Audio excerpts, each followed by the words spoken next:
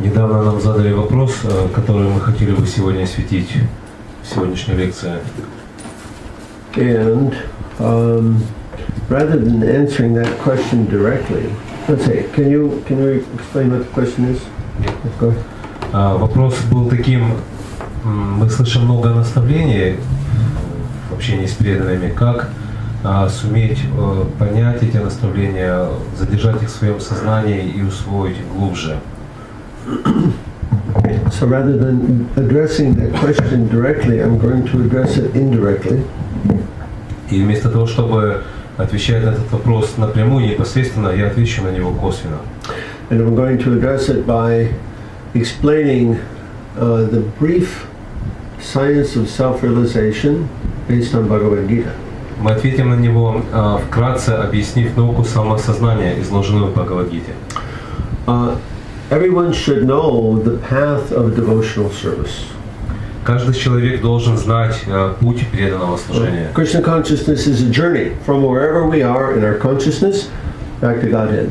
Сознание Кришны — это путешествие от того уровня сознания, на котором мы находимся на данный момент, до уровня сознания Бога. And just like in any journey, you need a map. И подобно любому другому путешествию, здесь вам также понадобится карта. If you have a map and you know where you're going, then it'll be a lot easier for you to find your way. Если у вас есть карта и вы знаете, куда вы идете, вам намного проще будет найти дорогу. If you don't have a map, it's going to be very difficult. Если же у вас нет карты, то вам придется очень сложно. Now, when you have a map, there's two things you need to know to use your map. И если у вас есть карта, то вам понадобится узнать две вещи. What are that? What's that? Как вы думаете, что это? Где мы, куда нам надо? Very good. Yes, where are we now and where are we going? Да, нам надо знать две вещи: где я сейчас и куда я хочу прийти. Sometimes it's difficult to know where we are now. И иногда достаточно сложно понять, где мы находимся сейчас. And so we need to have we need to have on our map, there need to be signposts so that we can understand. You know, signposts along the road when you travel. There's sign. Right? So there needs to be some sign to tell us where we're at, how we're making progress. И по мере того, как мы продвигаемся на этом пути, нам необходимы дорожные указатели, которые подскажут нам, правильно ли мы движемся. So we're going to anyway, we're going to try to explain that map a little bit. И сейчас мы хотели бы немножко вкратце объяснить эту карту. Put some water in that plate. If you try to drink out of that cup without touching it to your lips, very difficult when it's so full. And you splash it all over yourself. Когда стакан настолько полон, тяжело пить, не касаясь своего лица. And do you know why you pour like this? А знаете, почему мы пьем вот так вот, не касаясь? Because if you touch the cup to your lips, then just like when you eat prasadam, wherever you're sitting, it all becomes contaminated. Потому что когда вы касаетесь стакана своими губами, он оскверняется так же, как когда мы почитаем прасад, то место, на котором мы сидим, оно является оскверненным. So this is why when you sit in the altar room in front of Krishna, you pour. Поэтому, если вы сидите в алтарной комнате перед Кришной, вам надо пить вот так вот, не касаясь.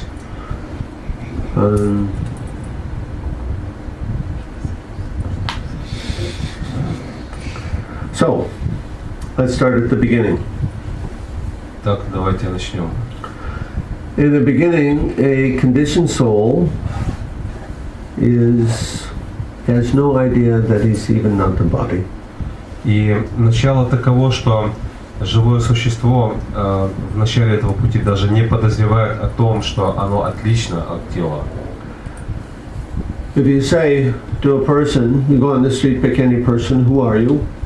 Если вы выйдете на улицу и обратитесь к любому человеку, спросив, кто ты, they give their name. Они назовут свое имя. No. Now, for that person, he just thinks in terms of I. Каждый человек мыслит категориями я. Any person, any conditioned soul thinks in terms of I. Каждый человек, каждое обусловленное существо мыслит категориями «я». But Bhagavad-Gita explains that there's three parts. There's the body, the gross body, there's the subtle body, and then there's the spirit soul. Но Бхагавад-Гита говорит, что на самом деле есть три объекта. Это грубое тело, тонкое тело и душа. So there's different parts of self. И поэтому, когда мы говорим «я», то это означает несколько составляющих. When we come to Krishna consciousness, then we have to learn to distinguish between these different parts of self. И когда мы приходим в сознание Кришны, нам нужно научиться проводить различия между этими тремя составляющими «я». So therefore, this is done by following the instructions of the spiritual master. И делается это посредством следования наставлениям духовного учителя.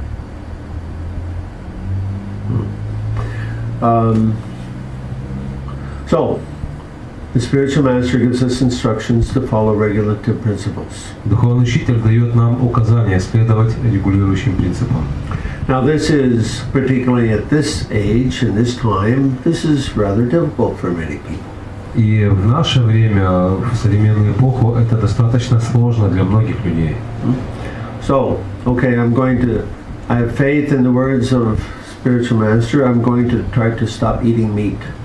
Ну, хорошо, я доверяю наставлениям духовного учителя, я принимаю их, и я попытаюсь отказаться от мясоедения. But I still want to eat meat.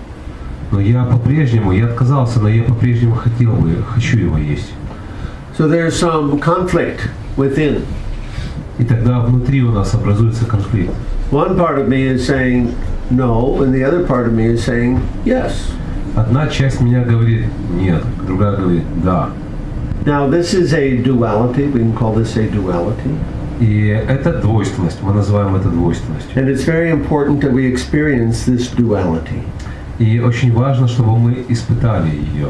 Anybody on the street, they're not a conditioned soul. They're not dealing with this duality. Любой человек, который ходит по улице, любое обусловленное существо, у него нет никаких проблем с этой двойственностью. I want it. Я хочу и все. There's no conflict inside. И нет никакого конфликта внутри. But when the spiritual master gives us these regulative principles, then this conflict develops. Но когда духовный учитель дает нам указания, то возникает конфликт. And this conflict is very important for us to be able to understand that we are not the body. И этот конфликт очень важен для того, чтобы мы смогли понять, что я отличен от этого тела. Because unless I experience that conflict, that duality, I can't even begin to understand that I'm not the body. Потому что до тех пор, пока я не столкнусь с этим конфликтом, не испытаю эту двойственность, я даже не смогу начать понимать то, что я не тело. So, there's some part saying yes, some part saying no. Итак, одна наша часть говорит да, другая говорит нет. Who is who? Кто из них кто? We have to distinguish between these voices. Нам нужно научиться отличать эти голоса. Then we can understand our own nature. И тогда мы сможем понять свою природу. Okay? Who is saying yes? Кто говорит да? What do you say? Mind, intelligence. Who said? He said intelligence, разум. Ну нет, не есть мясо, разум. Intelligence says no, don't eat meat. Yes. Very good. This intelligence is strengthened by hearing from the spiritual master. То есть разум говорит, что не ешь, и этот разум, он укрепляется, слушая Священное Писание. The intelligence acts for our long-term interest. Разум действует в интересах ради нашей пользы, которая будет иметь ради нашей долгой пользы.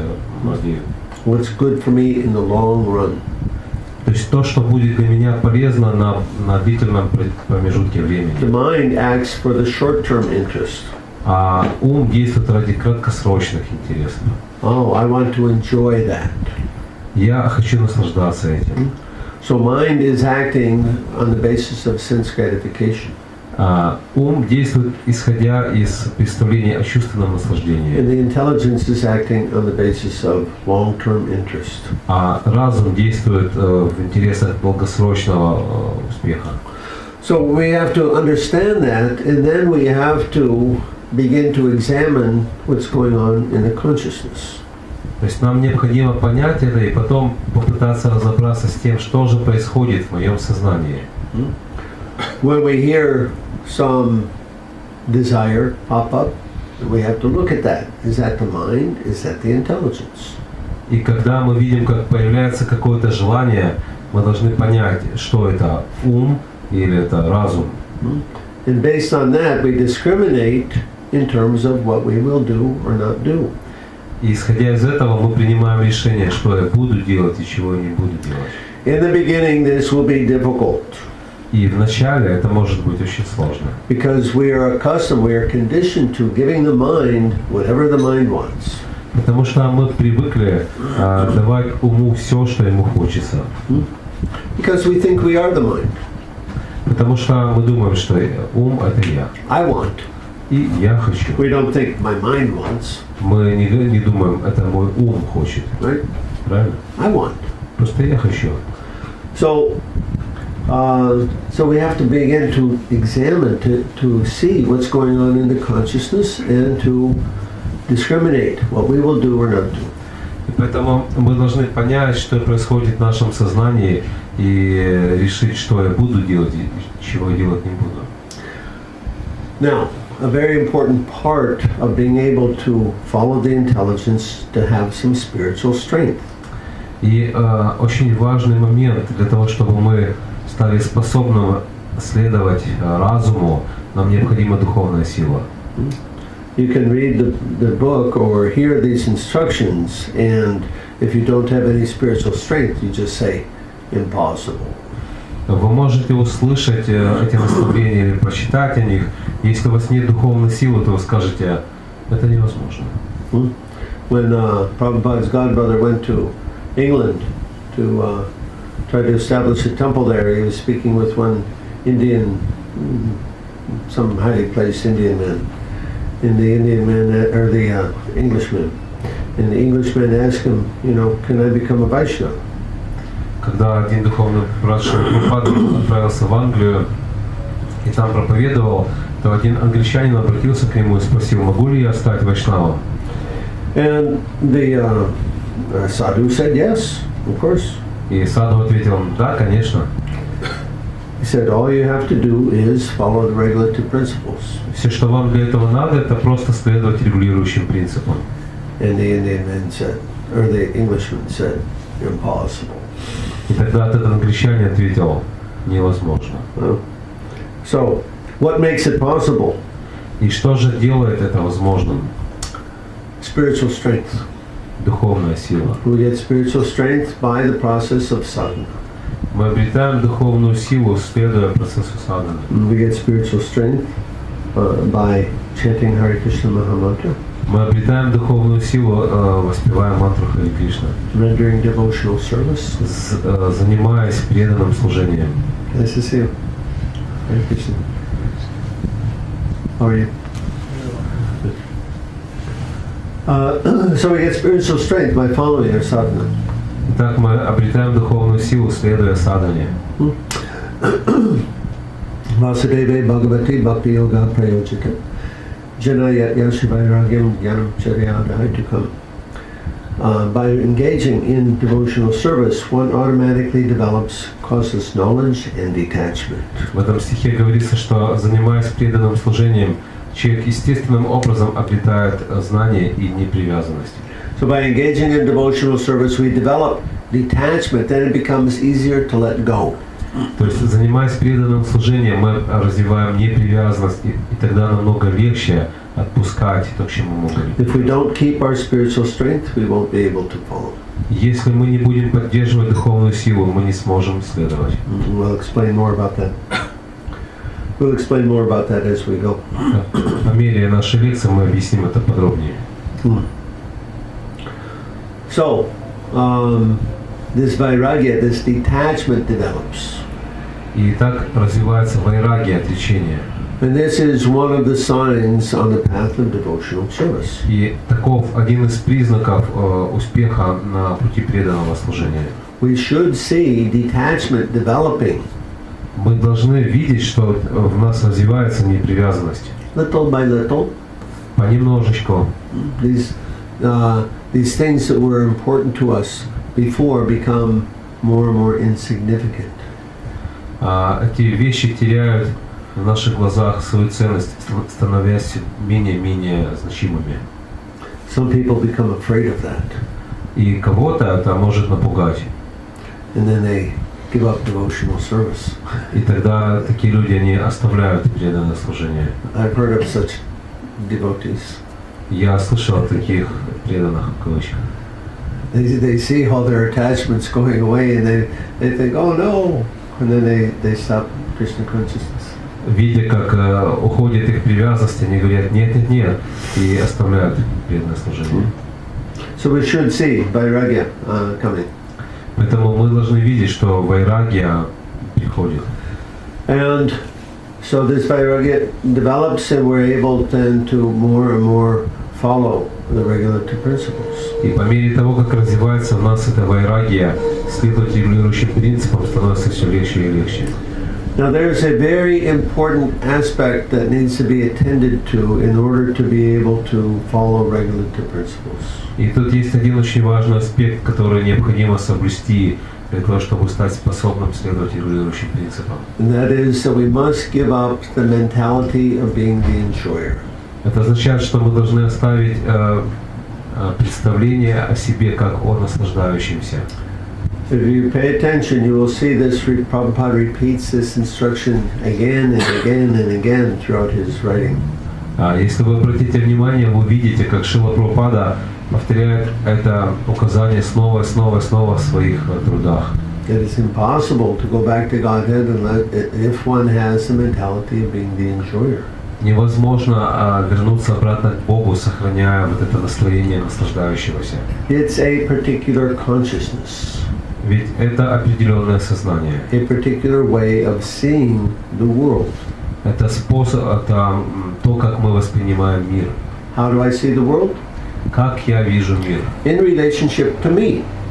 Как связанный со мной, имеющий отношение ко мне. I discriminate between what is acceptable, what is not.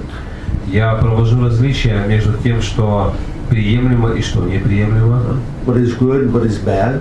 Что хорошо и что плохо. What I want and what I don't want. Что я хочу и чего я не хочу. Based on what? На основании чего?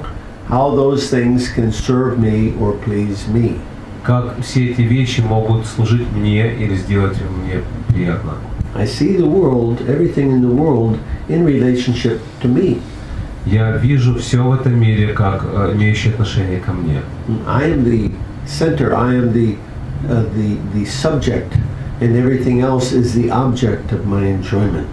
Я субъект, а все остальное объекты моего наслаждения. This is the mentality of being the enjoyer. Таково настроение наслаждающегося. If I like it, it's good. I can accept it. If it's not, I reject it. Если мне это нравится, хорошо, я это могу принять. Если нет, я отвергаю. So this mentality must be given up. И вот это настроение необходимо оставить. Because as long as we have the mentality of being the enjoyer, we will not be able to control the senses or the mind. Потому что до тех пор, пока мы сохраняем такое настроение, мы будем не способны управлять своим умом и чувствами. And it doesn't matter what our material position may be.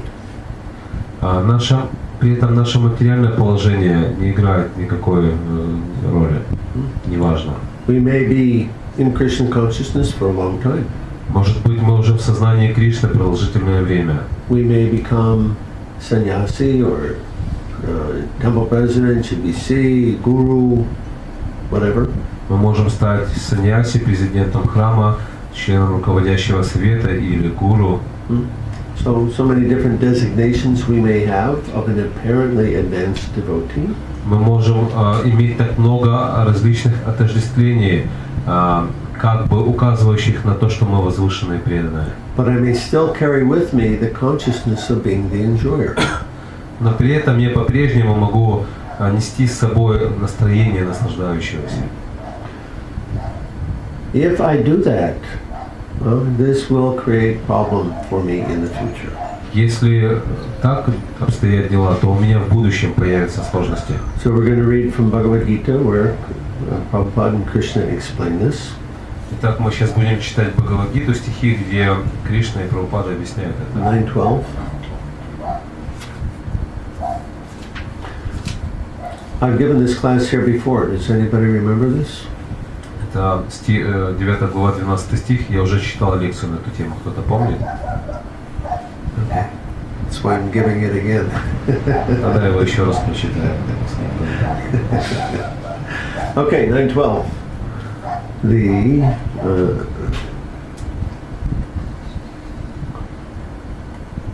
is it?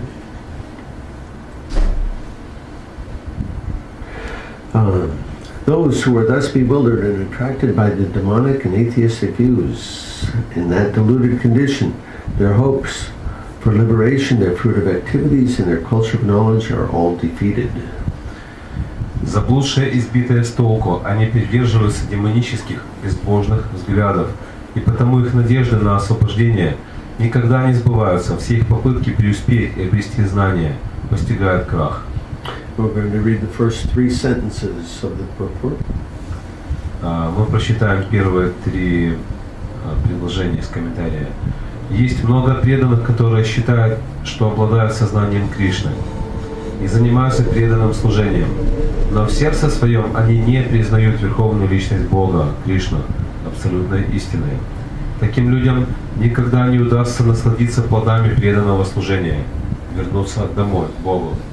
Точно так же, как те, кто занимается благочестивой кармической деятельностью, надеясь в конце жизни освободиться из материального плена, никогда не достигнут этой цели, если они принижают Верховную Личность Бога, Кришну. So, this is very shocking, isn't it? Очень шокирующее утверждение, не так ли? Never. They're never going to go back to Godhead. Никогда. Им никогда не удастся вернуться обратно к Богу. Many such devotees Много таких преданных, who assume that they are in Krishna consciousness, которые считают, что обладают сознанием Кришны, but do not accept Krishna as the Supreme Personality of Godhead.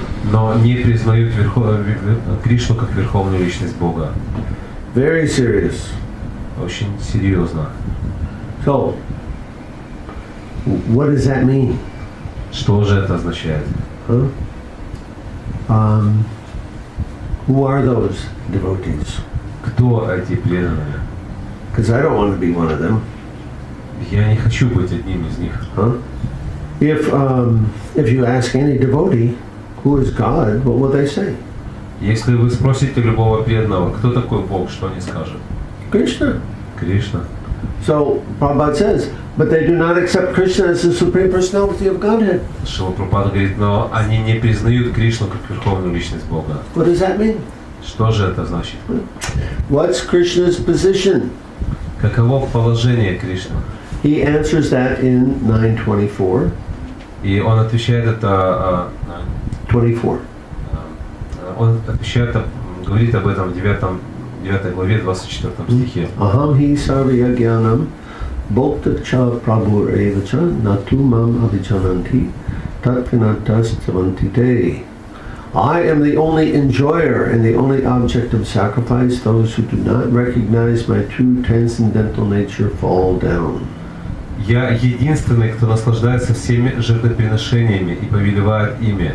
Поэтому те, кто не постиг моей подлинной духовной природы, обречены на падение. Krishna is the enjoyer. Кришна наслаждающийся. And if we try to take his position, then we must be covered up by Maya. И если мы пытаемся занять его положение, то это указывает на то, что мы покрыты майей. So that's what it means, fall down. Вот это означает падение. As soon as we want to enjoy, as soon as we want to take the position of Krishna, immediately Maya comes to cover us up. Как только мы хотим занять положение Кришны, как только мы хотим наслаждаться сами, приходит Майя и покрывает нас. As long as we have that consciousness of enjoying, then we must be covered up because that's not who we are, that's not our position. Как только мы развиваем вот это умонастроение, я наслаждающийся, то Майя сразу же должна покрыть нас, потому что это не является нашим настоящим положением. We're a servant, we're not an enjoyer.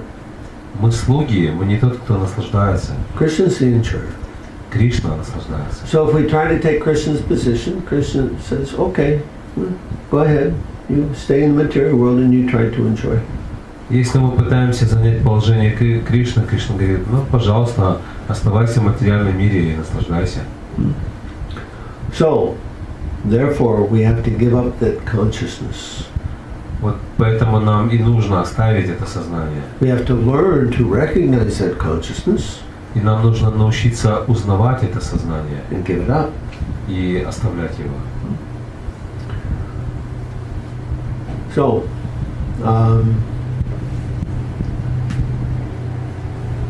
that, of course, is a gradual process. И это, конечно же, постепенный процесс. Because we require some purification. Потому что нам необходимо очищение. The senses, the mind, and the intelligence are contaminated by lust. Чувства, ум и разум осквернены вожделением. Lust in this sense means desire to enjoy. В этом понимании вожделение означает стремление, желание наслаждаться. We're conditioned souls. Мы обусловленные души. And for many, many lifetimes we've been engaging in various kinds of sense gratification. И на протяжении долгих жизней мы занимались наслаждением чувств. And the senses, they remember that. И чувства, они это помнят. The mind remembers that. И ум это тоже The помнит. intelligence remembers that. И разум помнит. And so they're, because of the conditioned nature, they attempt to continue those kinds of activities. И в силу своей обусловленной природы они по-прежнему стремятся к тому, чтобы продолжать эту деятельность. So therefore they require to be purified. Именно поэтому необходимо очистить их. We explained earlier that the intelligence is purified by hearing Shastra. Ранее мы говорили, что разум очищается слушанием шастры. By hearing classes, come to class, this purifies the intelligence. То есть, когда мы слушаем лекции, когда мы приходим на лекции, это очищает разум. The senses are purified by positive activities of devotional service. Чувства очищаются благодаря позитивной деятельности в преданном служении. Cook for Krishna, clean for Krishna, sew nice clothes for Krishna, decorate Krishna, sew garlands for Krishna. Убирать для Кришны, делать, готовить для Кришны, шить для Кришны замечательную одежду, делать красивые гирлянды. Distributing books, распространять книги, supporting the temple. поддерживать храм. All of these activities that engage the senses, this purifies the senses. Вся эта деятельность, она занимает чувства и очищает их. And then the mind also requires to be purified. И ум также нуждается в очищении. And we have a process for that. What's that called? И у нас есть для этого процессы. Как он называется?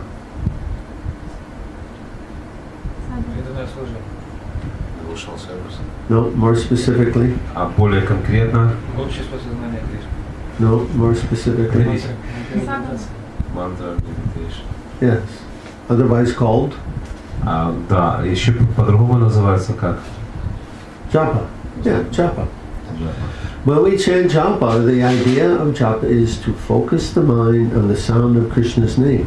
Когда мы воспеваем джапу, идея, предназначение джапы в том, чтобы сосредоточить ум на слогах имени Кришны. Because the mind is always going, running around freely. Потому что ум, он постоянно где-то носится, перемещаясь повсюду по своему усмотрению. Many, for all the lifetimes, the mind thinks he's the boss. На протяжении многих жизней ум считал себя начальником. He's in control. И тем, кто управляет всем. Whatever he wants, he gets. Он получал все, что хотел. So we have to bring him under control. И вот поэтому нужно подчинить его. And Krishna says, from whatever and wherever the mind wanders due to its flickering and unsteady nature, one must certainly withdraw it and bring it back under the control of the self. И Кришна говорит, куда бы ни уходил ум, изменчивый по своей природе, необходимо возвращать его назад под контроль своего «я». So during japa, that's what we do. Вот этим мы и занимаемся во время Just джапы. listen to the sound. Мы просто слушаем звук, And the mind will go away, а ум уйдет, and we bring it back. а мы вернем его назад. Kind of like a little puppy dog, right? Это как щеночек. People, they get a new puppy dog, they bring him in the house. Знаете, когда люди домой щенка приносят, He's always running all over and jumping on the furniture and everything, so they have to train him. он везде носится, он царапает мебель, и его нужно обучить. Huh? Sit down. Сидеть, Be quiet. молчать. Huh? So that's what you do to the mind also. Вот также мы должны дрессировать свой ум. Sit down. Be Сидеть, quiet. молчать. Huh? So you have to train the mind. Ум нужно обучать, дрессировать. And again, if we want to bring the mind under control, we have to restrict him from this enjoying mentality. И опять-таки, если мы хотим подчинить себе ум, мы должны ограничить его в этом настроении «я наслаждающийся». The mind, let's give an example. Вот пример такой можно привести. You're eating some nice, let's say, a nice hot day today, you're eating some ice cream. Вот сейчас на улице очень жарко, вы сидите и едите мороженое. It tastes so good. Такое вкусное. Now, and you're enjoying that ice cream very much. И вы просто наслаждаетесь этим мороженым. So where is that enjoying taking place? И вот вопрос, где происходит это наслаждение? On the tongue? На языке? Where? In the mind. В нашем уме. Yeah, the mind is the nexus of all the senses. Ум – это центр, куда стекаются все чувства. It's the same word, I think. Nexus? It's the same word. Okay. It's the center. The senses themselves, they simply bring the impression to the mind, and the enjoying takes place in the mind. То есть ум является центром всех чувств, и чувства, они просто приносят наслаждение туда, в ум. И таким образом ум становится центром всех наслаждений. Yeah, the mind thinks he's the enjoyer. И ум думает, что он наслаждающийся. So this is why you have to bring him under control. Вот именно поэтому его нужно подчинить. And unless and until we give up this consciousness, this mentality of being the enjoyer, we will not be able to control the mind. До тех пор, пока мы не ставим это умонастроение наслаждающегося, мы не сможем совладать со своим умом. Be impossible.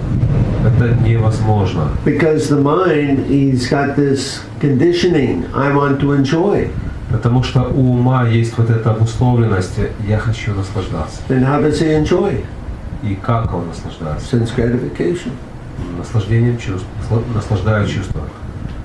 So we won't be able to completely follow the principles. We won't be able to completely control the mind until we give up this consciousness of being the enjoyer. И до тех пор, пока мы не оставим вот это настроение наслаждающегося, мы не сможем ни следовать принципам, ни контролировать свой ум. So you practice with this. И вот в этом нужно практиковаться. Practice observing what's going on in the consciousness. Необходимо практиковаться в том, чтобы наблюдать, что происходит в моем сознании. Or become conscious of your consciousness. Необходимо сознавать свое сознание. Usually things are just going on up there, blah, blah, blah, blah, blah. Обычно просто в голове там все каким-то своим чередом идет. Blah, blah, blah.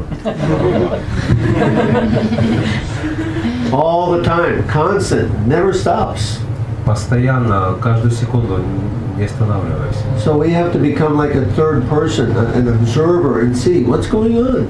И вот нам как бы нужно стать таким третьим человеком, то есть посмотреть со стороны на это все, что там происходит. And then, so you try to notice next time you're enjoying something. И вот когда вы в ближайшее время будете чем-то наслаждаться, обратите на это внимание. Stop and try to look at, experience what is that state of consciousness. Остановитесь и попытайтесь разглядеть со стороны это состояние сознания. And then what do? И что же потом делать? When you find yourself enjoying something, then what do? Когда вы поймали себя на том, что вы наслаждаетесь чем-то, что нужно делать? You have to bring Krishna there. Необходимо поместить в центр Кришну. Oh, you remember, Krishna is the enjoyer. Нужно вспомнить, так Кришна же наслаждающийся. This is meant for him to enjoy. Это предназначено для его наслаждения, I'm his servant. а я его слуга. Let me see this in relationship to Krishna. Дай-ка я посмотрю на это в связи с Кришной.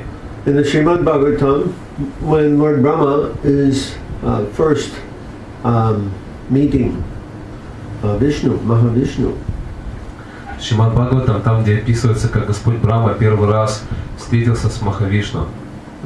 the Lord explains to him, anything that you see, if you don't see it in relationship to me, you should understand that that is Maya. То Господь объяснил ему, Он сказал, что если ты видишь что-то, но при этом не сознаешь связи этой вещи со мной, знай, это Майя. So we have to see everything in relationship to Krishna. Вот поэтому и нам нужно видеть все в связи с Кришной. When we find ourselves attempting to enjoy, then we say, this is for Krishna to enjoy. I am Krishna's servant. Когда мы ловим себя на попытке наслаждаться чем-то, мы должны вспомнить, что это предназначено для наслаждения Кришны, а я слуга Кришны. If you practice with this, you will be able to identify that particular consciousness of being the enjoyer. Если вы будете практиковаться в этом, то вы сможете узнавать вот это состояние, это настроение наслаждающегося. Then you'll be able to recognize that consciousness and then understand, this is my enemy. И вы сможете узнать это состояние сознания и будете понимать, что это мой враг. Why? Because when and then you'll immediately check it. И тогда вы сможете сразу же немедленно остановить его. So by practicing like this, gradually we bring the mind under control. Вот так вот, благодаря практике можно постепенно суметь подчинить ум. This is the preliminary goal of our devotional service. Такова первичная цель нашего преданного служения. Being able to bring the mind under control. Стать способным подчинить свой ум. Going back to Godhead, this is the long-term goal, but it's too far away. The more immediate goal is to control the mind. Отправиться обратно к Богу – это долгосрочная цель. Она пока слишком далека. А вот непосредственная цель – это контролировать свой ум. So Krishna gives us some instructions about the mind. И Кришна дает нам наставление касательно ума. 6.6. I think 6.6 is the one who's controlled the mind is his best friend, one who isn't controlled the worst enemy. That's what I want. That's right. Это говорится в Бхагавад-Гите, 6 глава, 6 стих. Где-то... Is that right? Yeah. 6.6. Yeah, right. Для того, кто обуздал ум, он становится лучшим другом, а для того, кому это не удалось, ум остается злейшим врагом. So, if the mind is not controlled, it's his worst enemy. It's our worst enemy. Если мы не управляем своим умом, рядом с нами злейший враг. So naturally, we don't take instruction from our enemy. И, конечно же, мы не хотим слушать указания своего врага. But we want to capture the mind, bring him under control. Но мы хотим схватить ум и подчинить его своей власти. By always remembering Krishna. И это возможно, если постоянно помнить о Кришне. When the mind becomes trained like this, then he becomes the best friend. И когда ум проходит такое обучение, подготовку, он становится самым хорошим другом. Because Krishna in the next sloka, I think, explains the result of accomplishing that. That for one who has brought his mind under control, honor, dishonor, pain, cold, happiness, distress are all the same. И в следующем стихе Кришна объясняет результат, который достигает человек, который смог обуздать ум. Он говорит: тот, кто обуздал ум, уже осознал сверхдушу, ибо обрел умиротворение. Для такого человека не существует разницы между счастьем и горем, жарой и холодом, почетом и бесчестием. Now, what does that mean? Что это значит? Hot and cold are the same. Для такого человека что холод, что жара одно и то же. Does that mean you put one hand in a bucket of hot water, one hand in a bucket of cold water, it's going to feel the same? То есть значит ли это, что вы одну руку опускаете в ведро с горячей водой, а другую в ведро с холодной водой, и вам это одно и то же? No. It means that we're not affected by this duality. Нет, не так. Это означает, что мы не попадаем под влияние этой двойственности. Hot and cold, honor, dishonor, happiness, distress, these are duality, material duality. Счастье, горе, жара и холод, почет и бесчестие – это двойственность, это материальная двойственность. Where does that duality come from? Откуда возникает эта двойственность? We create the duality Мы создаем by двойственность, trying to take the position of being the enjoyer. пытаясь занять положение наслаждающегося. Right? I'm the enjoyer. Я наслаждающийся. I can't enjoy everything, it's too much, so I have to be selective. What will I accept, what I will not accept? Я не могу наслаждаться всем, это сложно. Вот тогда мне нужно просто выбирать, что я могу принять, а что нет. This is good, that one's I don't want. Вот это хорошо, а это мне не надо. I accept this, I don't want that. Это я принимаю, а вот этого я не хочу. I'm the subject, Я объект. and I'm seeing in relationship to me. И все остальное рассматривается в связи со мной. And because of that, I'm creating the duality. И вот именно так я то плохо. I like this, I don't like that. Мне нравится вот это, то не нравится. I'm creating the duality. Я создаю двойственность. And I suffer from that same И duality. я же от нее и страдаю. I think that I'm going to have the good part without the bad part. Я думаю, что я смогу получить лишь хорошую половину, избежав дурной. This is called sukha dukkha. I'll have sukha and no dukkha. Это называется сука-духа. Сукху беру, а духа мне не нужна. Impossible. Невозможно. Can't happen. Так не бывает. But everybody's trying like that. Но все пытаются так сделать. They think I'll only have the nice part and I won't have the bad part. Все думают, что я возьму хорошее, а плохое мне не надо. But they're creating the bad part by taking the position of being the enjoyer. Но они сами создают негативную половину, становясь в положение It's наслаждающегося. duality. They go together. И эта двойственность, она идет вместе. Back end of the car goes where the front end of the car goes. Back end of the car goes where the front end of the car goes. Как передняя часть машины идет в комплекте с задней. A little while later, just a little bit later. Просто задняя часть, она немножко позже подъезжает. So we try to enjoy materially, and suffering is coming down the road. Поэтому мы пытаемся наслаждаться материей, и тут же нас догоняет последствия. And people are wondering, why am I suffering? И люди потом стенают, почему я страдаю? Why is God so mean to me? Почему Бог так не любит меня? Because we choose it. That's what we want. Потому что это, выбрали это то, чего мы хотели. We can't have one without the other. Невозможно получить одно без другого. The way to give up the duality, the way to become free from the suffering is to stop trying to enjoy. И метод избавиться от двойственности, способ освободиться от страданий, это перестать стремиться быть наслаждающимся. In one of the first spiritual books that I read, it said something like that. When you stop trying to be happy, then you can be happy. Я помню, первая, в кавычках, духовная книга, которую я прочитал, она как раз так и говорила: когда вы перестанете стремиться к счастью, вы станете счастливым. This is one of those like Zen sayings, right?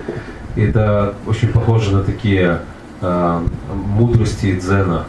When I stop trying to be happy, I can be happy, right? Я могу быть счастлив, если я перестану быть счастливым. Yeah, that's a fact. Но это правда. Stop trying to be happy means give up trying to be the enjoyer. Перестать стремиться к счастью означает перестать считать себя наслаждающимся. And then all the duality goes away.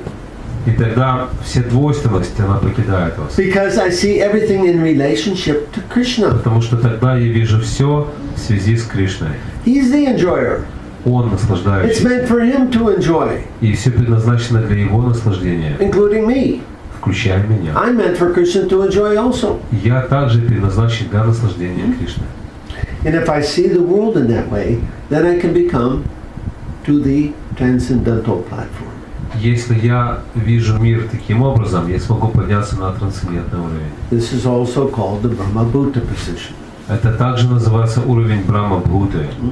Brahma-Bhuta prasanava dasochiti nakamshiti sama sarveshu bhuteshu madbhaktim lalpate param. 1854. One who is thus transcendently situated at once realizes the Supreme Brahman. He doesn't lament, he doesn't hanker or lament.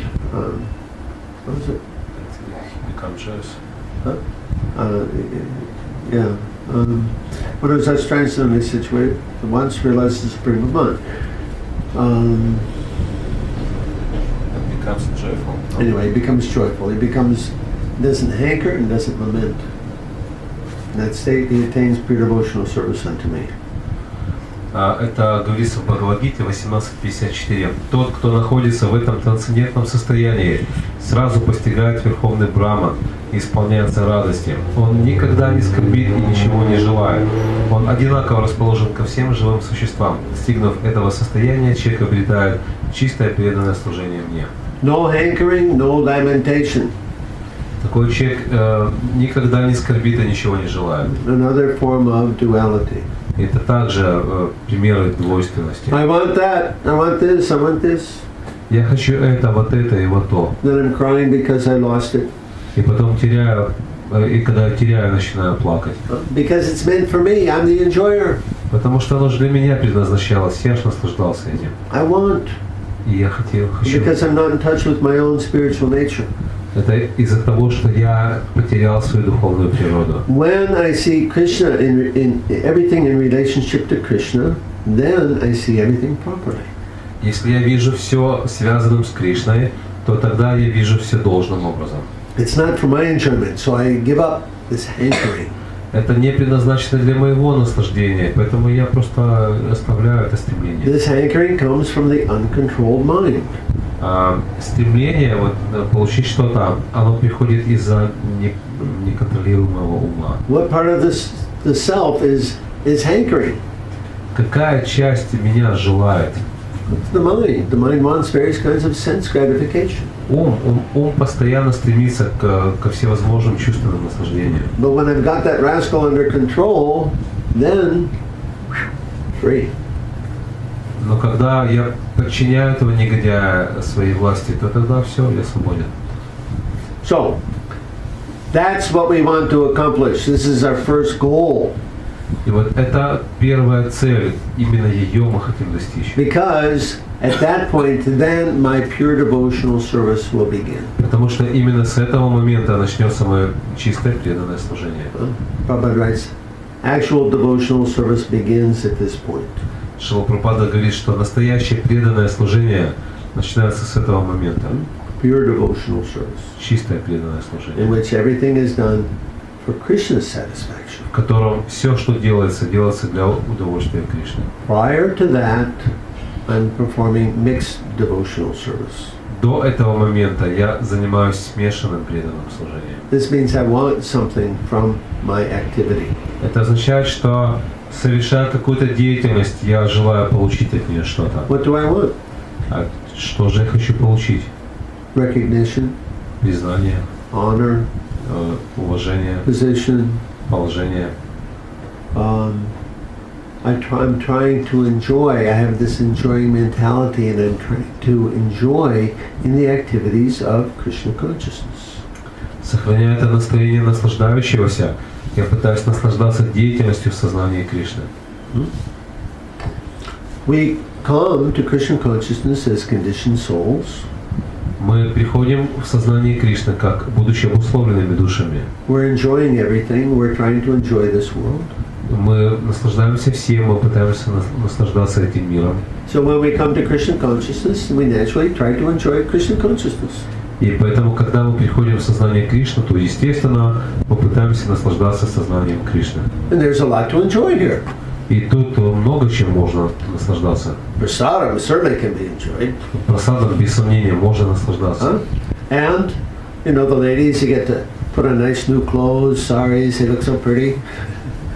И, например, матаджи, они одевают новую красивую одежду, украшают себя.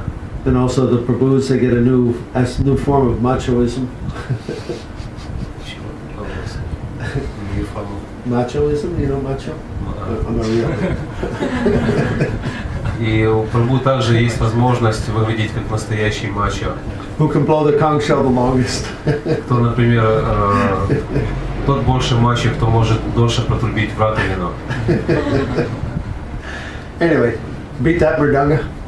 Или так сыграть красиво на мриданге. Lead a nice kirtan. Спеть хороший киртан. Become the center. Sit and give class, everybody's looking at me and bowing down to me. Усесть сочетать лекцию, чтобы все смотрели на меня, все мне кланялись. We bring that consciousness of being the enjoyer to Krishna consciousness. Вот так вот мы приносим вот это настроение наслаждающегося в сознание Кришны. And in the process of becoming purified, we should be letting go of this. И в процессе очищения, по мере нашего очищения, мы должны потихонечку отпускать это все. We may not. Но может быть и не так. Even we see devotees that come all the way up to the level of sannyasi guru, but still they fall down. Например, мы можем видеть, что преданные, поднимаясь даже до уровня саньяси или положения гуру, могут падать. And we wonder, this Prabhu is such an advanced devotee, how can they fall down? И мы тогда можем удивляться, но подождите, Прабху, он настолько возвышенный преданный, как же он пал? Because he's maintaining the mentality of being the enjoyer.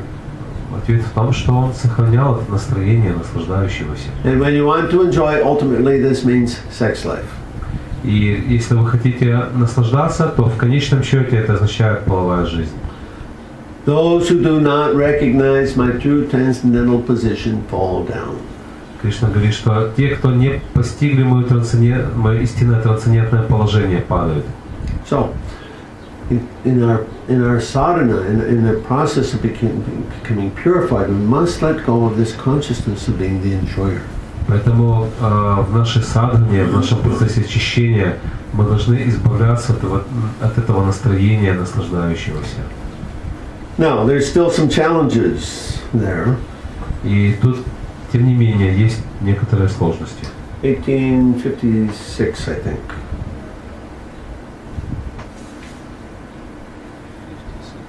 Yeah. 56, 57. Let me see. Hang on. 1857 and 58. 1857, Krishna says, Chaitasa Sarvakarmani Mai Sanyasya Matparaha Uryogamu Pasritya Matchita Satatam Bhava. In all activities, just depend upon me and work always under my protection. In such devotional service, be fully conscious of me. Кришна говорит, это 1857. Во всех делах и начинаниях всегда полагайся на меня и помни, что ты находишься под моей защитой. Таким образом, занимаясь преданным служением, всегда думай обо мне. Be fully conscious of me how? Всегда думать о нем как. What's that mean? Что это означает? Каждый день. Every day. No. Specifically, how to be conscious of Krishna? Как именно помнить о Кришне, сознавать Кришну? Повторяй его святой. By chanting his holy name. By chanting his holy name. No, Как насладить? How to give him pleasure. no. Как о друге. Доброжелательно. Thinking about him. Okay. Let's go back to 6th chapter Bhagavad-Gita. Давайте вернемся к 6 главе Бхагавад-Гиты. One who controls the mind comes in contact with Тот, кто подчинил ум, 6-7. Shishinitani Manki.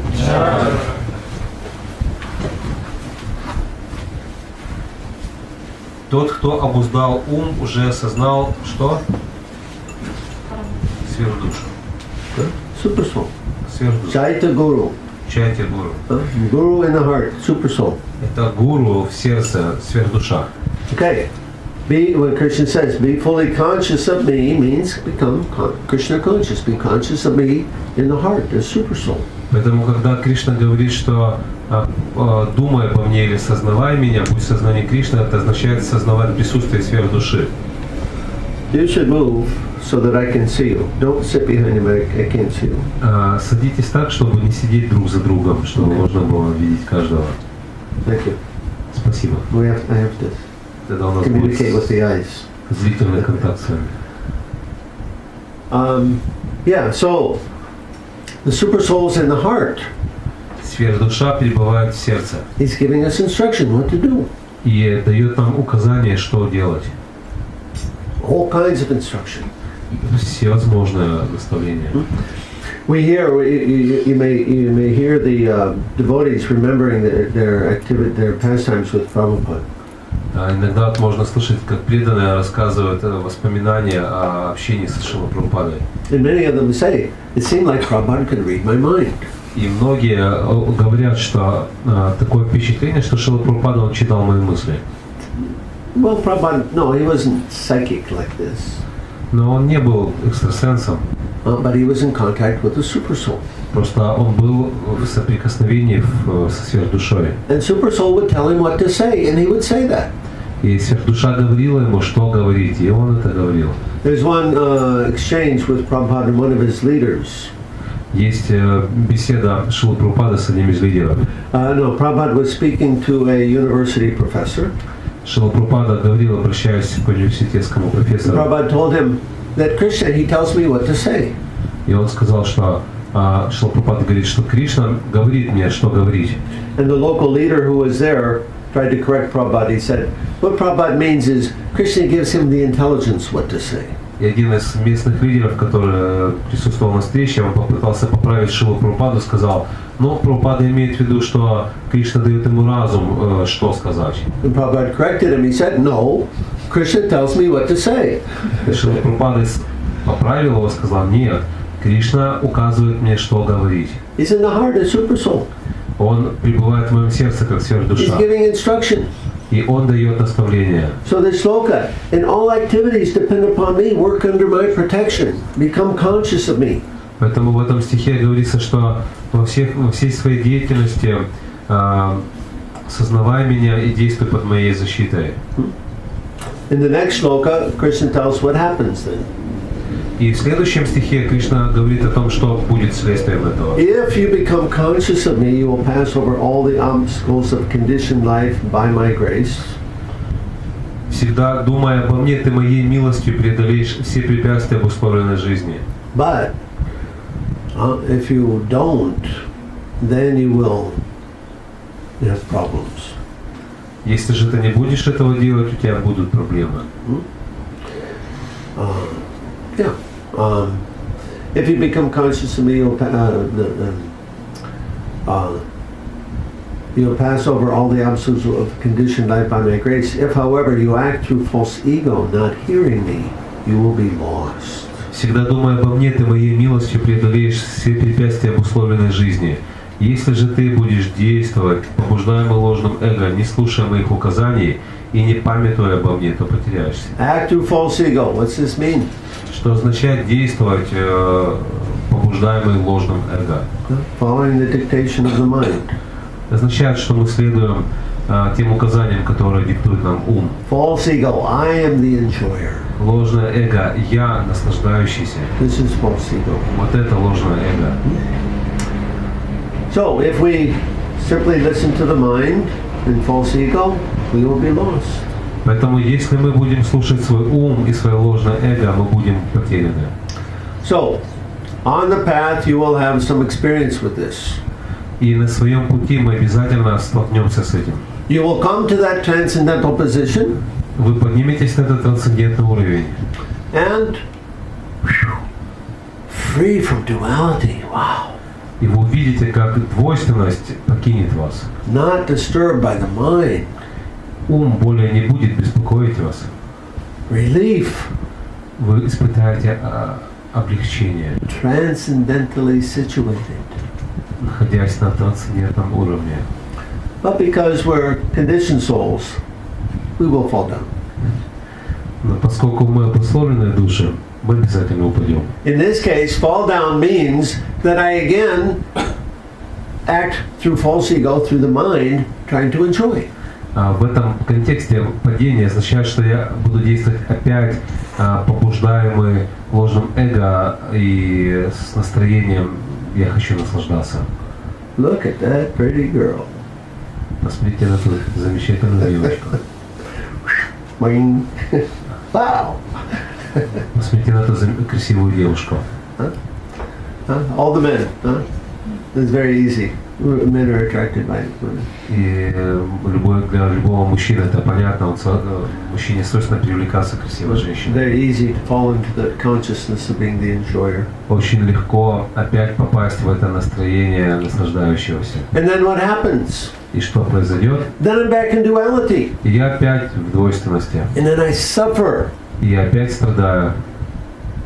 And I realize, I've given up the transcendental position by following the dictation of my enemy, the mind. Я понимаю, что я лишился этого трансцендентного положения, последовав указаниям ума моего врага. Then I become determined. No, I have to control the mind. I have to stay fixed in Krishna consciousness. И тогда у нас появляется решимость, все, я должен подчинить свой ум, я должен оставаться в сознании Кришны. There will be a number of experiences like this.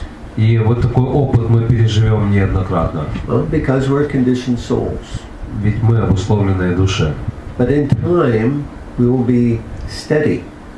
Но со временем мы станем стабильны. We'll be able to avoid falling down into the enjoying consciousness. И мы сможем избежать падений под влиянием неправильного сознания. This is the next stage of progress in Krishna consciousness called Nishta. И таков следующий уровень развития в сознании Кришны называется Ништха. Steadiness. Устойчивость. Not being able to remain fixed in pure devotional service. Это способность оставаться утвержденным в чистом преданном служении. Then we begin the next stage of Krishna consciousness. И тогда мы достигнем следующего уровня в сознании Кришны. Developing our relationship with Krishna. Это обретение, точнее развитие своих отношений с At Кришной. this stage we may begin to take up the practice of Raganuga Bhakti. И вот на этом этапе мы сможем принять практику Рагануга Бхакти.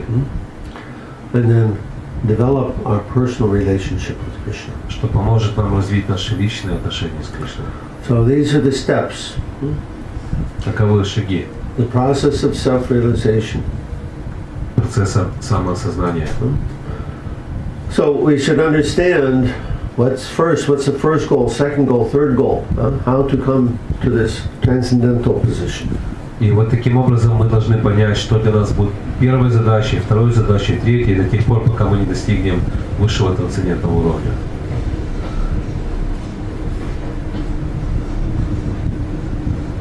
We'll stop there for questions. Здесь мы остановимся, есть ли какие-то вопросы?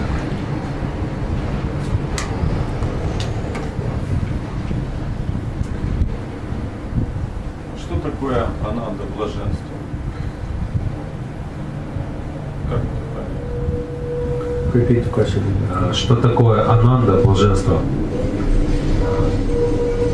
Use microphone. What it means, ananda, bliss. How can we understand? Ananda, this is our own nature. Ананда – это наша природа. It's who we are. Это я. Naturally joyful. Радостный, естественным образом. Material happiness is artificially imposed. Материальное счастье – это нечто навязанное нам искусственно. Based on duality. Основанное на Based двойственности. on the idea that I'm the enjoyer. На представлении о себе как о наслаждающемся. If I satisfy this desire, then I'll be happy. Мы думаем, если я удовлетворю это желание, я буду счастлив. If I get this or that, have sense gratification, then I'm happy.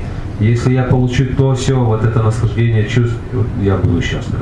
This is not real happiness. Это не настоящее счастье. This is Maya, actually. Это Illusion. на самом деле майя, иллюзия. Real happiness comes from within. Настоящее счастье, оно приходит изнутри. And when we stop trying to be happy, we can be happy. И вот тогда, отказавшись от стремления быть счастливым, мы станем по-настоящему счастливым. When we come to that stage, this Brahma-Bhuta stage, then we become, this is called the stage of Brahman. Достигнув уровня Брахма-Бхуты, мы достигнем Брамана. Now I'm transcendentally situated. Итак, сейчас я нахожусь на трансцендентном уровне. And I begin to experience my actual transcendental nature. И сейчас я начинаю понимать свою настоящую трансцендентную природу. You don't have to do anything to be happy. You're just happy. Вам не надо ничего делать для того, чтобы стать счастливым. Вы счастливы. Naturally. Естественным образом. All the time. Всегда. Happy. Счастливы. Amazing. Это потрясающе. Oh, I was going to tell you an anecdote. I forgot. Let me tell you. Хотел рассказать вам анекдот. About the heart. About the heart. It's about the heart. The super soul in the heart. Это история о сердце, сверхдуше в сердце. There's one hospital. There's a heart surgeon and a brain surgeon, and they were having lunch together. Как-то в одной из больниц хирург, который оперирует сердце, как он называется, кардиолог, встретился с, который делает операции на мозге. Два хирурга встретились. Too many words. I don't forget how. Нейрохирург. Нейрохирург и кардиолог встретились вместе. Okay. Anyway, they're talking about the amazing connection between the heart and the brain. И они стали обсуждать вместе о удивительной связи, удивительную связь, которая существует между мозгом и сердцем. Now, usually we think of the heart as a muscle whose purpose is to pump blood. The purpose of the heart is just a muscle for pumping blood. Обычное представление о сердце, что это мышца, которая, предназначение которой в том, чтобы качать кровь. And every muscle, there's just one nerve going to each muscle that tells it when to contract. И каждой мышце подходит нерв, который дает ей сигнал сокращаться. But between the brain and the heart, there's a whole highway of nerves. Но на самом деле между мозгом и сердцем целая магистраль нервов. And they're trying to figure out why there's so many nerves going between the brain and the heart. И вот они сидели и обсуждали, зачем же так много нервных каналов между сердцем и мозгом. So they decided to do some research to find out, see if they can find out why. И тогда они решили провести исследование, чтобы найти, обнаружить причину. And what they found out was that many times the heart is telling the brain what to do. И что они обнаружили в результате исследований, они увидели, что очень часто сердце приказывает мозгу, что делать. Yeah, naturally, because super soul is in the heart. Это естественно, правда, потому что ведь душа пребывает в сердце. So the heart is controlling the brain. Поэтому сердце управляет деятельностью мозга. Anyway, nice thing to know. Вот такая вот. What other question? Вопросы? Yes, please. Вы говорили, что есть преданные, которые не признают Кришну Верховной Личностью Бога. А как определить, признаю я Кришну Верховной Личностью Бога или не признаю? Вы говорили, что есть преданные, которые не признают Кришну как Верховную Личность Бога. Как определить, признаю ли я его как Верховную Личность Бога? You mentioned that there's devotees who not accepting Krishna as Supreme Personality of Godhead. How to define, am I accepting him as Supreme Personality of Godhead or not? Yeah. Okay. I thought I covered that. We'll go over that again. I thought I said, but we'll do that again. Я немножко говорил, но мы еще раз сделаем. 9:24. Это говорится в 9 главе, 42 стих. Krishna's position is he is the enjoyer. Положение Кришны таково, что он наслаждающийся. To try to take the position of Krishna as the enjoyer means not to accept the position of Krishna as the Supreme Lord.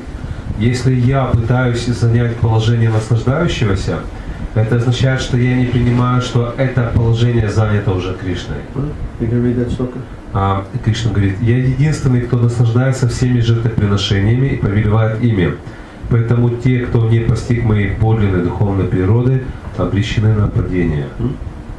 So, maintaining this mentality, I am the enjoyer, I am the center of everything, this means not to accept the position of Krishna. То есть, если я поддерживаю вот эту позицию, что я наслаждающийся, я центр всех событий, это означает, что я не принимаю положение Кришны как наслаждающегося и центра всего. Yes. Как понять, что Кришна наслаждающийся? Теоретически понятно, как это ощутить, понять практически? Как понять, что Кришна наслаждающийся, мы теоретически знаем это, как понять это на практике. How can we understand that Krishna is enjoyer? We have some theoretical knowledge, but how can we experience this in practical life?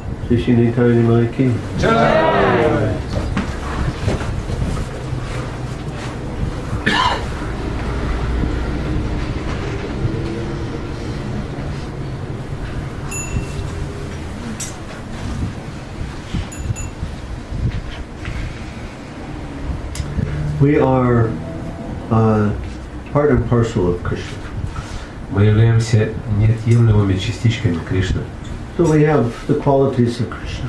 Поэтому мы обладаем качествами Кришны. Because Krishna enjoys, we also want to enjoy. И поскольку Кришна наслаждается, то нам тоже это естественно, присуще. But our enjoyment is in relationship to Krishna. Но наше наслаждение, оно связано с Кришной. Prabhupada gives the example so many times of the hand. Шрила Прабхупада приводит часто пример руки. Hand is part and parcel of the body. Рука – это неотъемлемая часть тела. But if the fingers say, "Oh, nice rasgulla," and just I'm going to enjoy. Но если пальцы скажут, ух ты, какая замечательная расагула, мы попытаемся понаслаждаться ей сами. No benefit. Никакой пользы. So our trying to enjoy independently of Krishna is like that.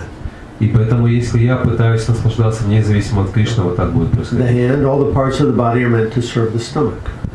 Все части тела, включая руки, предназначены служить желудку. And by giving service to the stomach, all the parts of the body are automatically nourished. И служа желудку, все части тела получают питание естественным образом. So all the parts and parcels of the Lord are meant to give service to the Lord. Поэтому все частицы Господа предназначены служить Ему. And when we do that, automatically we become satisfied. И когда мы делаем это, мы автоматически будем удовлетворены. Vasudeva Bhagavati Bhakti Yoga Prayojita. By engaging in devotional service, one develops causeless knowledge and detachment. В этом стихе говорится, что занимаясь преданным служением, человек обретает беспричинное знание и отречение. Where does that detachment come from? Откуда же приходит это отречение? I become satisfied by by my own spiritual nature. Я становлюсь удовлетворен благодаря своей духовной The природе. jiva soul is not hankering and lamenting. That's not. It just doesn't happen to him. С дживой, с душой, с живым существом никогда не случается так, чтобы она скорбела или чего-то хотела. It doesn't experience that.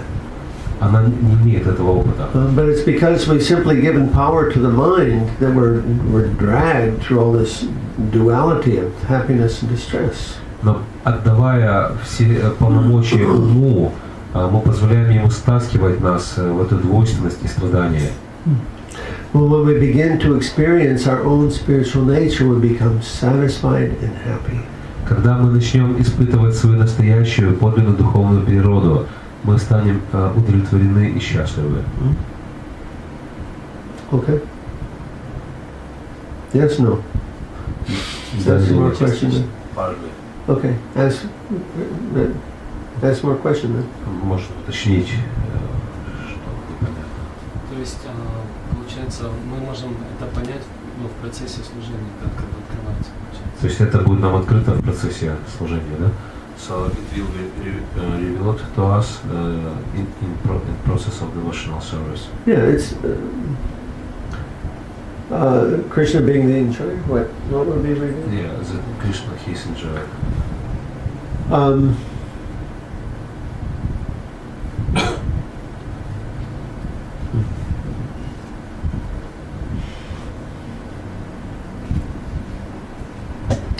Yeah, it is theoretical at this point.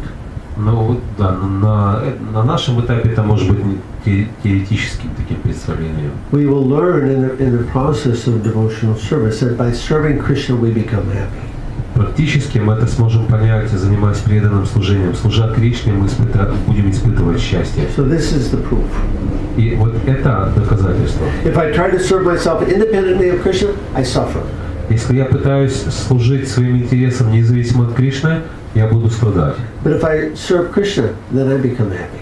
Но если я служу Кришне, я становлюсь And счастливым. this is the realization of that. Вот это есть осознание этого факта.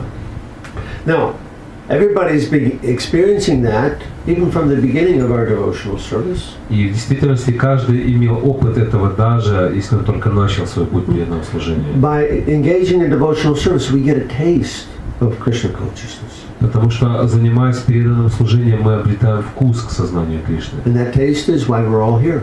И вот потому что здесь мы все собрались сегодня, причина именно этот вкус. To get more. Мы пришли сюда, чтобы получить больше.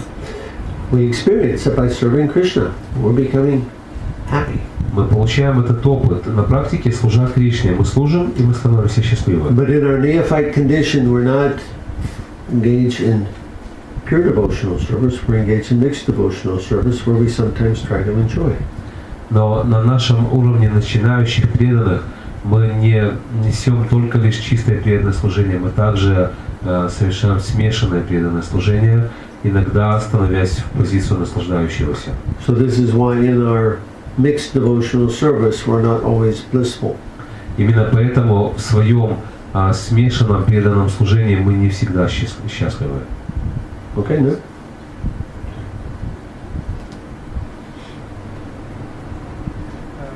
У меня вопрос.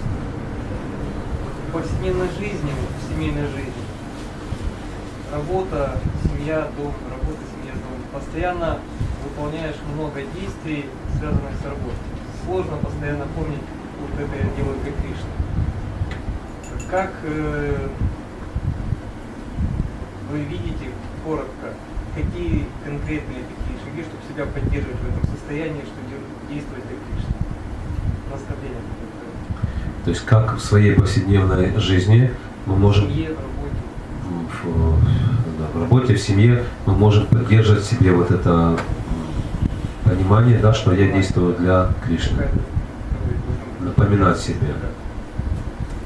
How can we in our day-to-day life, when we engaged in some occupational duty, family duty, and so on, how can we remind ourselves about our real position and about Krishna's?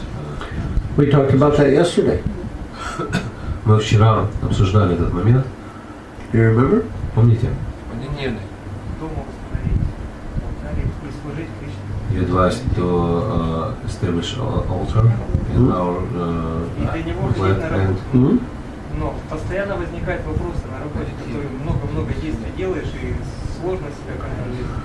But during the workday, so many issues are coming, and it's difficult to. That's okay. That's normal.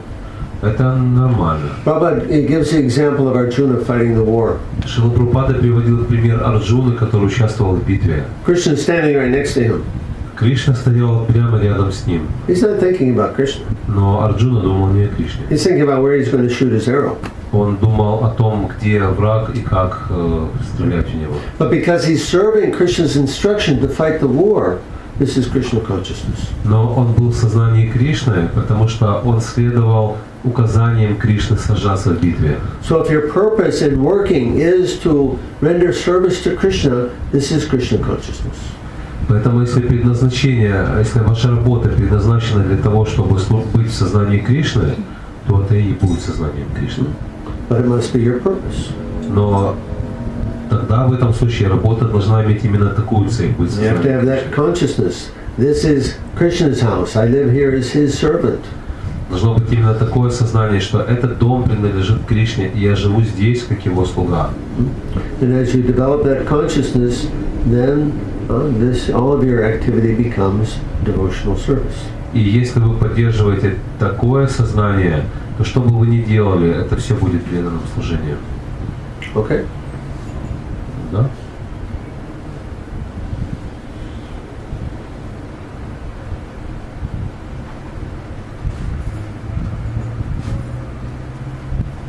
Should be more questions. Usually this lecture gets a lot more questions. Вопросов должно быть больше. Обычно эта лекция, она побуждает к большому числу вопросов. Yeah.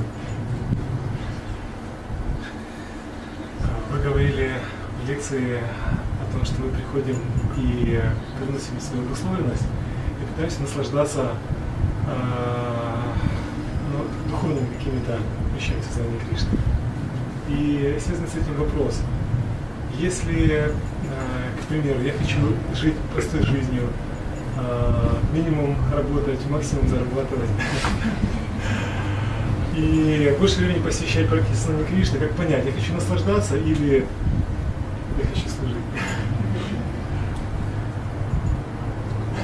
То есть мы приносим с собой дух наслаждения в это движение, да? И если я хочу жить простой жизнью, работать как можно меньше, а зарабатывать как можно больше, то является ли это духом наслаждения, да, или?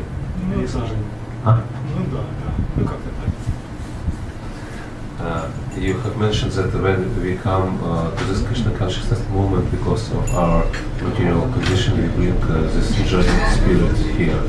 So if, for example, I want to live simple life, and for this purpose I want to work as much as little as possible and to earn money as much as possible. To make As much as possible or as little as possible? No, money as much as possible, to be free and have time to associate with devotees. Is it selfish? Is it enjoyment spirit? May not be a good plan. Это может быть не самый удачный план. Because there's no guarantee, even if you work like an ass, you're going to get money. Потому что нет никаких гарантий, что даже если вы будете вкалывать как осел, что вы заработаете хоть какие-то деньги. Prabhupada had that plan, you know that? А вы знаете, что у Прабхупады был такой план? He Знаете? was thinking like that. I'll have my business, I'll make a lot of money, and I'll use that money to serve Krishna. Он так думал. Он думал, что я сейчас закручу бизнес, у меня будет много денег, я их использую для сознания Кришны. And then he said, by the grace of Krishna, my business was a failure. Но потом он сказал, по милости Кришны мой бизнес провалился. And then he had only to depend on Krishna. И тогда все, что ему оставалось, это полностью зависеть от Кришны. And so, better you just depend on Krishna. Поэтому лучше вам зависеть от Кришны. It's not so easy though. It's not just black and white. Но на самом деле ответ на этот вопрос, он не такой однозначный, здесь нет черного и белого. We want to create the circumstances in which we can live simply. Мы хотим создать такое окружение, такие обстоятельства, в которых мы могли бы жить просто. For example, even if you go to Bisbane or some other village, you have to have money to buy a house, to get some tools. Всего вам понадобятся деньги, чтобы купить дом, инструменты. So we have to buy our way out of this system. Поэтому, чтобы выбраться из этой системы, нам нужно откупиться. This system is arranged to force everybody to work as much as possible. Потому что это устройство, эта система, она организована так, чтобы заставлять каждого работать как можно больше. So it's a great challenge. Поэтому это вызов, это большая задача. Therefore, we should work cooperatively together. Поэтому мы должны действовать вместе, сотрудничая. Many of our ISKCON farms were established by the cooperative effort of the devotees. Многие наши исконовские фирмы, они были основаны совместными усилиями преданных, But созданы. due to lack of understanding what we are doing, they have not been very successful. Но из-за того, что не было единого понимания того, что мы делаем, эти проекты не были успешны. So it requires cooperative effort. Поэтому здесь необходим совместные усилия. Between those who have ability, those who know what to do, those who have the money. Совместные усилия между сотрудничеством между теми, кто умеет делать, кто знает, как делать, и у кого есть деньги, чтобы это делать. Sometimes we see devotees go off by themselves. They buy some plot in a village. Иногда мы видим, как преданные вот сами по себе покупают какой-то кусочек земли в селе. And they try to follow this idea of simple living by themselves. И пытаются воплотить эту идею простой жизни самостоятельно. But this is not a very good plan. Но это не очень хорошая Because we идея. all need association. Потому что все мы нуждаемся вообще It's в not обществе. just enough to live simply. That's not going to be enough. Поэтому просто жить просто это недостаточно. We need Krishna consciousness. Мы нуждаемся, нам необходимо We need сознание culture. Кришны. We need Krishna culture. Нам необходима культура So Кришны. for that we have to have association. Поэтому нам надо общение. In any case, better idea is to work cooperatively with others. Поэтому более удачная идея это действовать, сотрудничая с другими. Sharing in the endeavor and sharing in the result. Действуя совместно и в том, что касается усилий, и в том, что касается дележа, когда приходят результаты. Okay.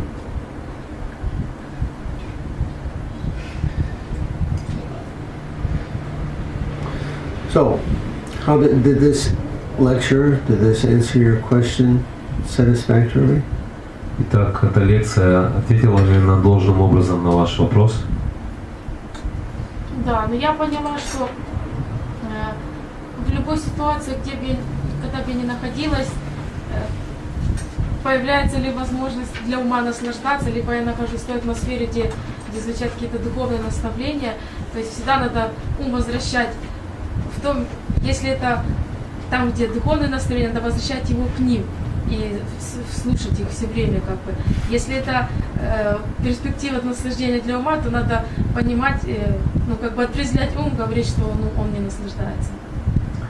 То есть, насколько я правильно понял, если для ума появляется какая-то возможность для наслаждения, мы должны напоминать себе, да, что я не наслаждающийся, вот, и слушать наставления, которые, да? Да, но если мы находимся, если там, где звучат наставления духовные, как бы, где общение с преданными, то надо опять же возвращать ум именно в этот момент, понимать, как бы, что для него это полезно, то есть все время, все время больше уделять внимание. Вовлекать свой ум, да, да, вовлекать свой ум в такой очищающий процесс, да? Да, да, возвращать его все время. Ага. То есть больше уделять ему, больше его носом, да. So my understanding is that we have to pay more attention to our mind. We have to make conscious endeavors to purify it by associating with other devotees, hearing from them about Krishna, and also when I notice that I'm thinking as passenger, I should to stop my mind and understand my real position. Very good. Очень хорошо. I would recommend that you, I don't know what he's going to do with this video, but you can listen to this lecture several times until you understand this process. Я не знаю, какие планы на это видео, но я бы посоветовал эту лекцию прослушать много раз, до тех пор, пока не появится ясное, четкое понимание. This is one of my standard lectures. Это одна из моих таких стандартных лекций. And I give this, and then I think everybody's heard it, but then when I ask how many can remember some of these things, nobody remembers. Я вначале подумал, что может не стоит читать эту лекцию, потому что я уже читал ее здесь, но когда я спросил, кто помнит о ней, я увидел, что можно читать ее еще раз. So we try to learn. This is the map of devotional service. Попытайтесь разобраться с этим, понять это, постичь это. Это карта преданного служения. I have to know where I'm at on the map. Я должен понять, где я нахожусь на этой карте. If I don't know where I'm at on the map, I can't get to the goal. Если я не знаю свое положение на карте, то я не смогу добраться к конечному пункту. And knowing the map helps me understand my place. И зная карту, я смогу понять также свое положение. So, anyway, all the instructions are there in Bhagavad-Gita, but we have to understand that process, how it works. Наставления эти изложены в Бхагавад-Гите, но нам необходимо понять, как это все работает. Okay.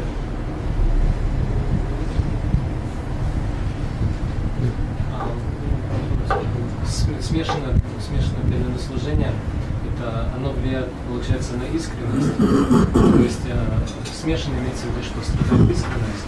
И если да, то каким образом искренность полировать и снимать с нее налеты, которые со временем нарастают.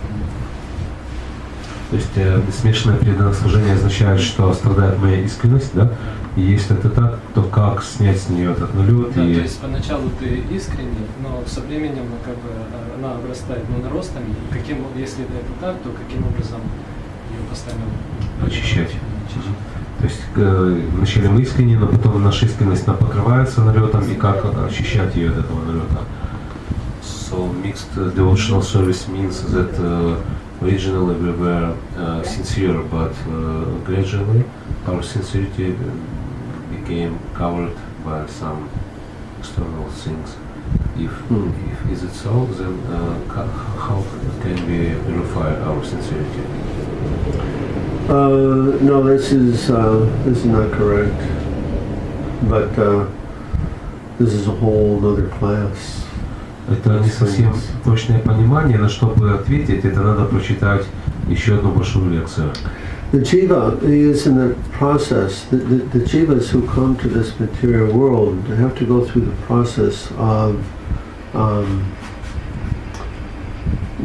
becoming reestablished in their constitutional position. Джива, попавшая в материальный мир, должна пройти целый процесс, который позволит ей восстановиться в своем изначальном положении, конституциональном положении. It doesn't do any good to think about before we came here. That was too long ago. It doesn't do any good to think about before we came here, like before we were in some pure state. It's too far back. Если начинать думать о том, что когда-то перед тем, как прийти сюда и находился в чистом изначальном состоянии, это все слишком далеко и нереально. So far back, we're considered eternally conditioned souls. Если попытаться проследить всю нашу историю в прошлом, то это история вечно обусловленного существа. So it doesn't do any good to think about what I was before and then what happened to me. Думать о том, кем я был раньше и что со мной произошло, это не слишком полезно. It's the same thing. You've got your map and you say, "Oh, before I was over here on the map." So what? Where are you now? Как тот же самый пример с картой. Если взять карту и смотреть на нее, раньше я был там, ну и что? Где ты сейчас находишься? You may have been any place on the map. So what? You're here now. Может быть, раньше вы были в любой точке карты, но это не важно, где вы сейчас. And that's what we have to deal with. И вот с этим надо иметь дело. Our conditioned nature. С нашей обусловленной природой. So.